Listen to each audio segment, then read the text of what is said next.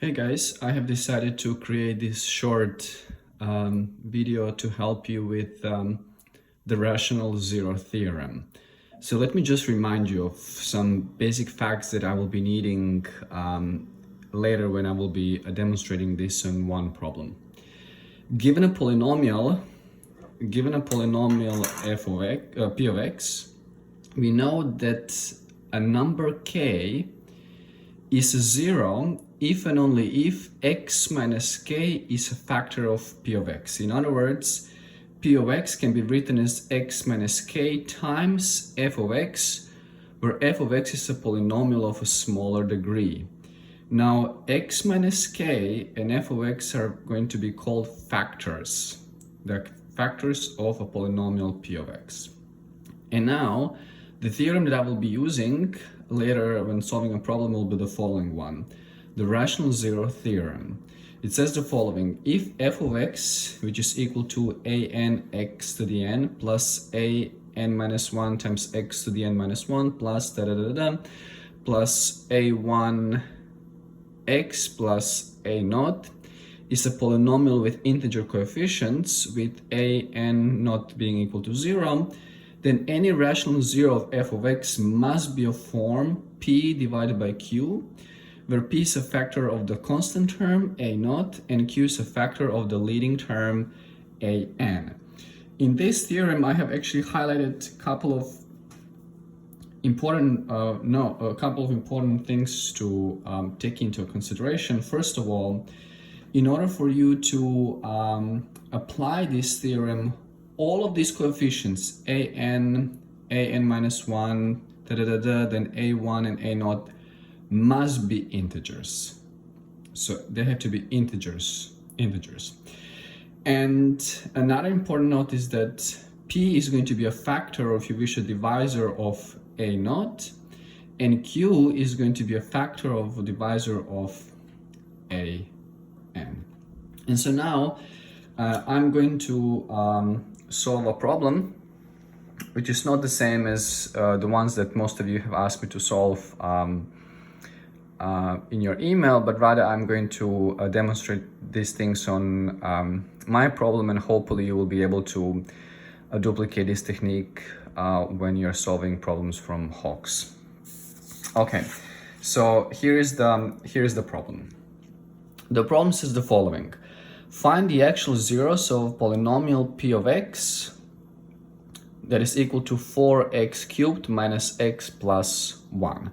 So in order for me to find the actual zeros of this polynomial, I'm going to factor this polynomial.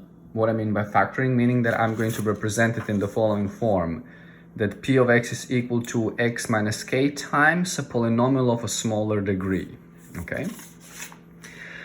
And so in order to factor it, I will be using this Rational Zero Theorem.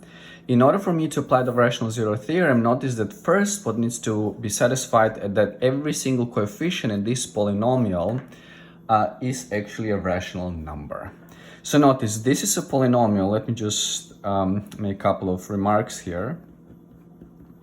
So first of all, notice that the p is a polynomial of degree 3, right? And so if it is a polynomial of degree 3, this tells me that now I can write down the coefficients of this polynomial. They're called what? a3, then a2, a1, and then a naught, right? Notice that the leading coefficient will be the number associated to the x cubed power, and this over here is number 4. Then a2 will be associated, so here I said that this is associated to what? To x cubed. This one is associated to x squared. So notice that in the above example, there is no x squared factor, right? X squared term. So therefore a2 is equal to 0. Over here, this coefficient a1 is associated with the x term, and in this particular case it tells me that a1 is equal to what? -1, and a naught is a free coefficient, so meaning it's not associated to the x variable, and in above example this would be this would be 12, right? So now this is extremely, extremely important, right? So I have just listed down all of the coefficients of this polynomial p of x, and notice that all of these numbers, 4, 0, -1, and 12 are integers, so therefore I can apply the rational zero theorem. And so in order to apply the rational zero theorem, notice that I first have to find the potential rational zeros, and I will do this in step 1. So in step 1, the rational zero theorem basically said that I need to focus my attention on what? On a free coefficient first. Free coefficient is what? It's equal to 12. And then what I need to do, I have to list all possible factors, or if you wish, divisors of number 12. And in this case, those would be what? Plus, minus, because they can be both positive and negative. So I'm going to list them now. Plus, minus 1, 2, 3, 4, 6, and 12. The reason why these numbers are factors of 12 is because they are dividing this number without leaving any remainder. Okay, and remember the theorem said that you should call these divisors SP.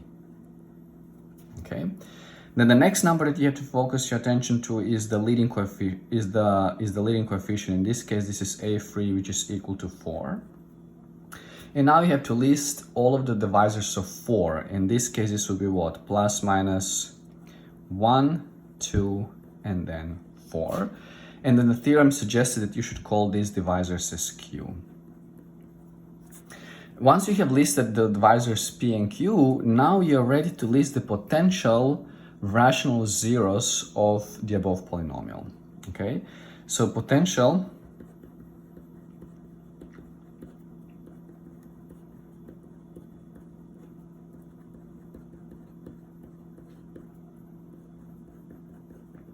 are as follows.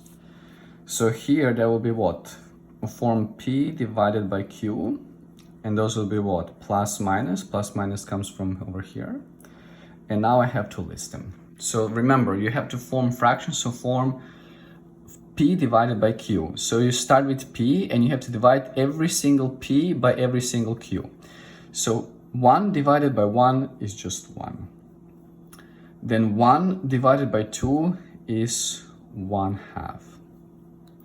Then 1 divided by 4 is 1/4. Okay, so now notice that what I did, I divided P, which is 1, by every single term below, and then I have to move forward. So now I take number 2 and divide by what? 2 divided by 1 is what? 2. Then 2 divided by 2 is 1, and notice that 1 is already listed. Okay, then 2 divided by 4 is 1/2, and 1/2 is already listed.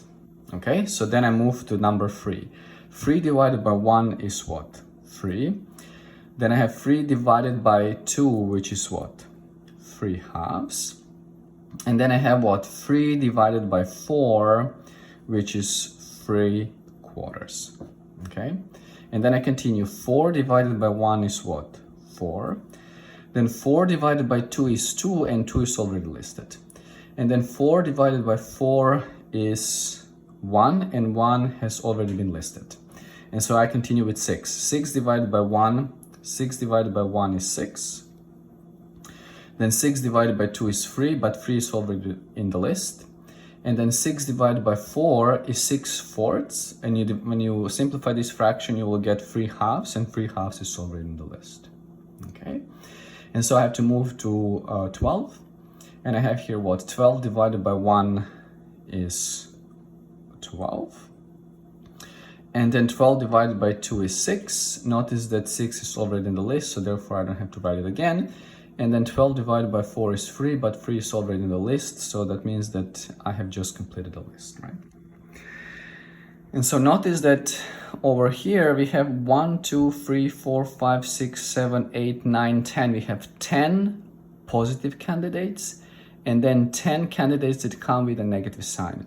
So altogether over here we have 20 potential rational zeros of this polynomial.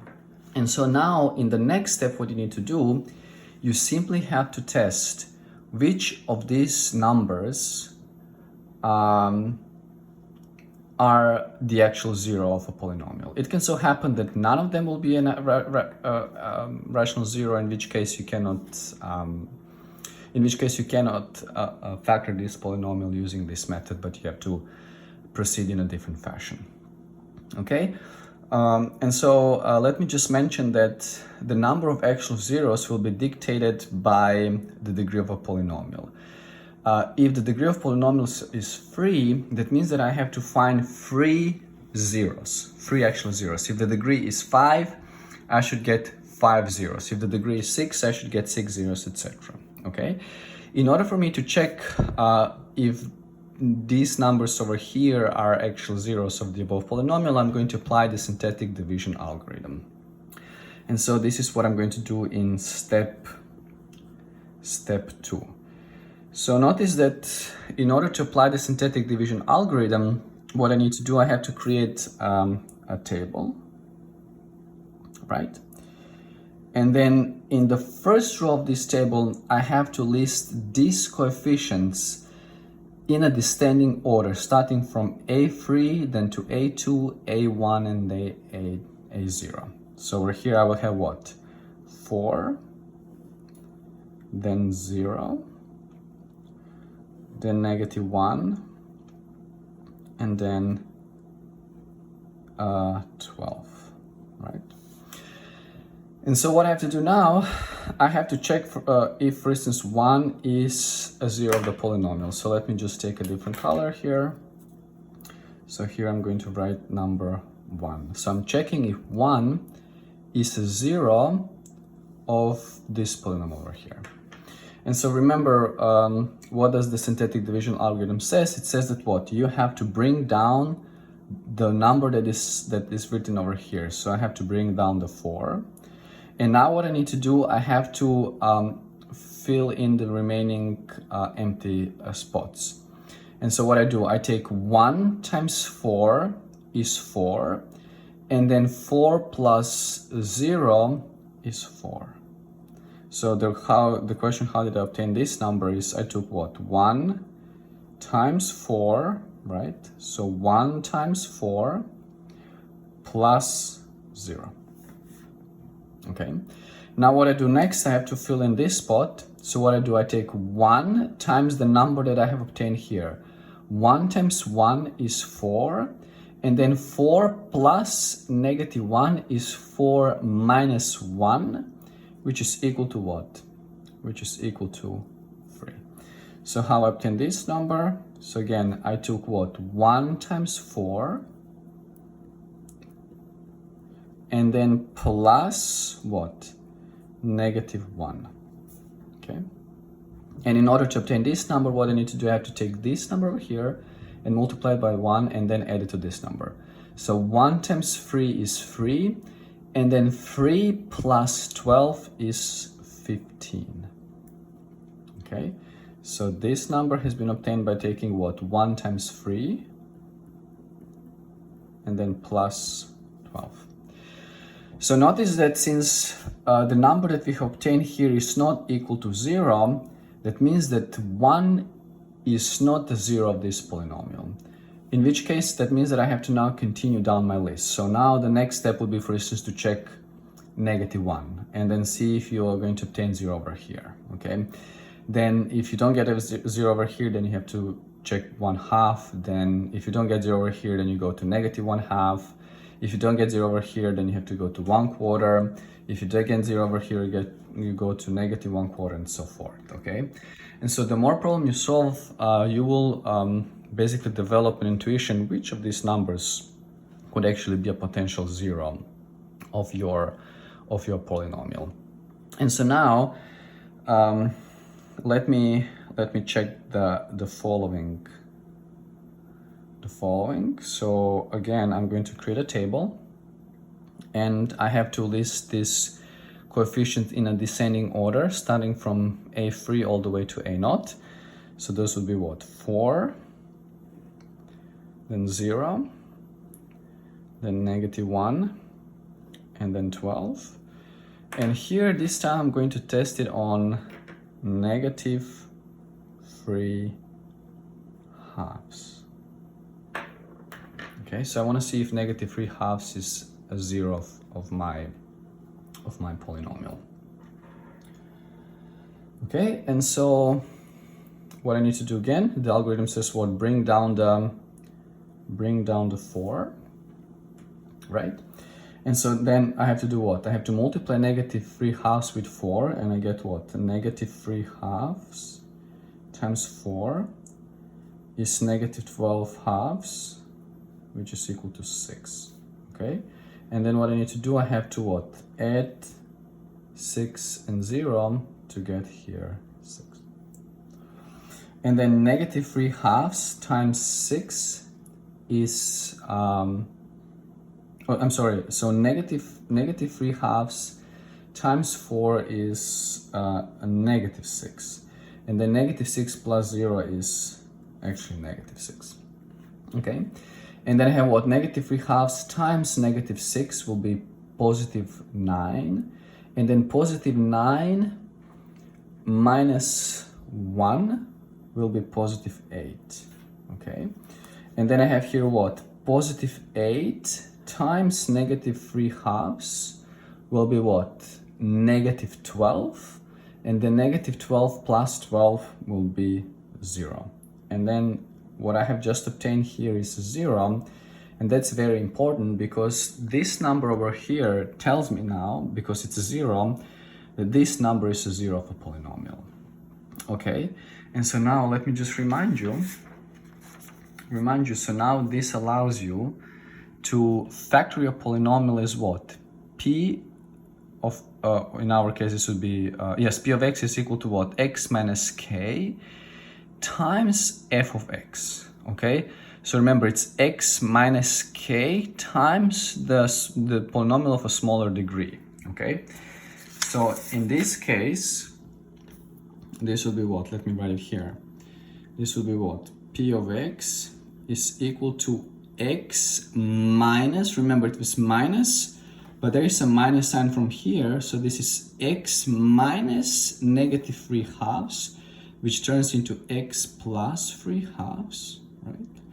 And then times some polynomial of a degree which is smaller than a degree of the starting polynomial, okay? And so now in this synthetic division algorithm, for those of you who have been reading the textbook, you know by now that after performing this synthetic division, these numbers over here will be coefficients of a polynomial of a degree that is by 1 less than the degree of your actual polynomial. So notice that the polynomial over here is of what? Is of degree 3. So therefore, this coefficient over here is associated to the polynomial of degree 2. So that means that this 4 is associated to x squared, this negative 6 is associated to x, and this 8 is associated to the 3 coefficient. Okay? And so what you quite need to do now, you just simply write 4 times x squared is 4x squared. The negative 6 times x is negative 6. And then you have 8, which is just a free coefficient, which is what? Positive 8. And so what you have obtained here is factorization of your polynomial p of x. Now notice that you have to continue doing this process again, because this polynomial over here should be factored, okay? So let me do this one. So let me just pull this up over here. So let me just write down what we have obtained. So far we got that p of x is equal to x plus 3 halves times 4x squared minus 6x plus 8, okay? So this is what we have so far, right? And so now the idea is to factor this polynomial. Notice that this is a quadratic polynomial, and we already have developed techniques of how to factor quadratic polynomials. So notice that in this polynomial, every single coefficient over here is what? Is divisible by 2. So therefore what I can do, I can factor 2 from here to get what? 2x squared minus 3x plus 4. And then it's kind of awkward. It's kind of awkward that 2 is in the middle, so I can just move this around a little bit. And then write this as 2 times x plus 3/2 times 2x squared minus 3x plus 4. And so remember, in one of the sections in class, we have discussed when this polynomial is going to be, when the quadratic polynomial is going to be factored, and it will be factored if what? Discriminant is not less than 0. And remember, the discriminant is a number of form b squared minus 4ac. So in this case, this is what? Negative 3 squared minus 4 times 2 times positive 4, which is 9 minus what? This is 4 times 2 is 8, times 4 is 32, right? So 9 minus 32 is negative 23. And so now, since discriminant is less than 0, that means that this polynomial cannot be factored further. So therefore p of x, the factorization of p of x is 2 times x plus 3/2 times 2x squared minus 3x plus 4. And so now, to answer the question of finding the actual zeros,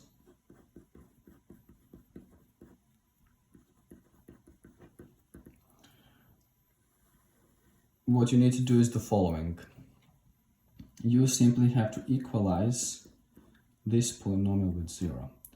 In this case, you have to write down this factorization, which is what? 2 times x plus 3/2 times 2x squared minus 3x plus 4 is equal to 0. Okay? So notice that this number will not, this is just a coefficient that can be, cancelled, because you can divide everything by 2, right? And then you can get x plus 3/2 times 2x squared minus 3x plus 4.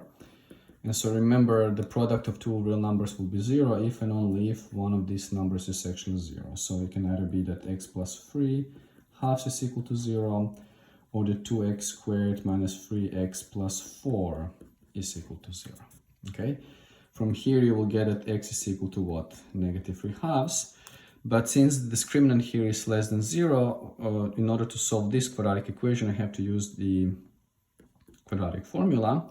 And quadratic formula says that x12 is going to be what? Negative b plus minus square root of what? B squared minus 4ac.